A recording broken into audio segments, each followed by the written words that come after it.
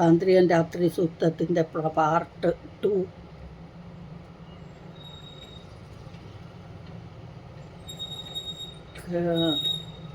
ടൂവിലിനി 4-5 ശ്ലോകങ്ങളേ ഉള്ളൂ.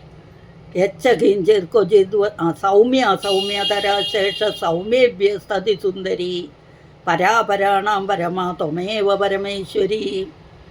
സൗമ്യമായിരിക്കുന്നതും സൗമ്യതരയും ഏറ്റവും സൗമ്യമുള്ളവൾ, അതായത്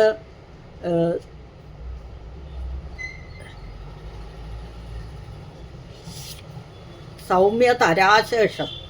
അല്ലയോ ദേവി, അവിടുന്ന് സൗമ്യയാകുന്നു.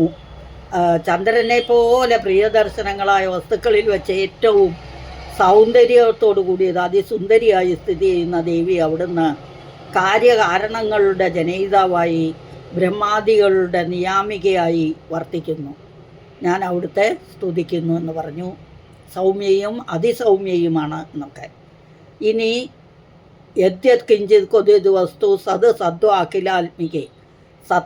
സത്തായോ അസത്തായോ, ഉത്കൃഷ്ടമായോ നികൃഷ്ടമായോ, സ്ഥൂലമായോ സൂക്ഷ്മമായോ, അതാണ് സദ്വ അഖിലാത്മികെ.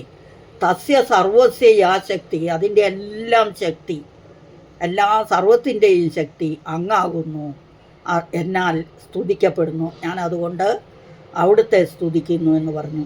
അപ്പം ഈ ജഗത്തിൽ കാണുന്ന സർവത്തിൻ്റെയും ശക്തിയായി വർത്തിക്കുന്ന അല്ലയോ ദേവി, അവിടുത്തെ ഞാൻ സ്തുതിക്കുന്നു. ഇനി യയാ ത്വയാ ജഗത് സ്രഷ്ട ജഗത്പാദാത്യോ ജഗത് സോ വിനിദ്രാവശം നീത കസ്ത്വം തൂതുമികേശ്വരാം. ജഗത്തിനെ സൃഷ്ടിക്കുക, രക്ഷിക്കുക, സംഹരിക്കുക എന്നീ കർമ്മങ്ങൾ നടത്തുന്ന ഭഗവാനെ പോലും അവിടുന്ന് നിദ്രാധീനനാക്കിയിരിക്കുന്നു. അവിടുത്തെ സ്തുതിക്കുവാൻ ആർക്കാണ് ശക്തിയുള്ളത് എന്ന് ചോദിക്കുന്നു. വിഷ്ണു ശരീരഗ്രഹണം അഹമീശാനയെ വച കാരിദാസ്തേതോ തസ്ത്വാം കസ്തോതും ശക്തിമാൻ ഭവേത്.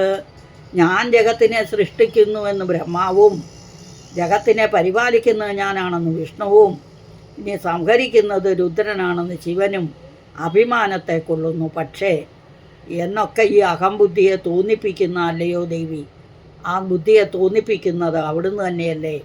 അങ്ങനെയുള്ള ദേവിയെ ഞാൻ സ്തുതിക്കുന്നു എന്ന് പറഞ്ഞു.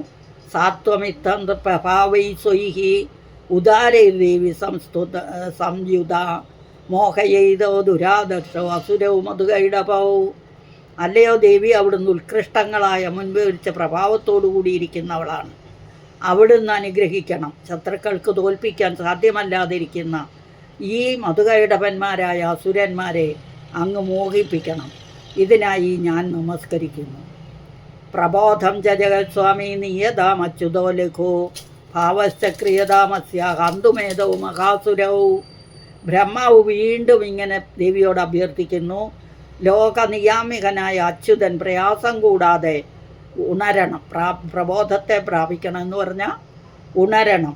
ഈ മഹാസുരന്മാരെ കൊല്ലുവാനായി തോന്നലുണ്ടാവുകയും വേണം. ഉണർന്നാൽ മാത്രം പോരാ, ഈ അസുരന്മാരെ കൊല്ലാനായിട്ട് തോന്നിപ്പിക്കുകയും വേണം. അതൊക്കെ ദേവി ചെയ്തോണം എന്ന് പറഞ്ഞാണ് ദേവിയെ സ്തുതിച്ചത്. ഇതാണ് രാത്രി സൂക്തം, അല്ലെങ്കിൽ താന്ത്രികം രാത്രി സൂക്തം എന്ന് പറഞ്ഞത്. അപ്പം ഇത് ചൊല്ലുക. ഇനി ഇത് കഴിഞ്ഞെന്ത് വേണമെന്ന് അടുത്ത ക്ലാസ്സിൽ പറയാം. അതുവരേക്കും ഹരിയും സകലം ശ്രീദേവിയാർപ്പണമസ്തു. അമ്മേ നാരായണ. ഹരി ഓം. ഓം തത്സത്.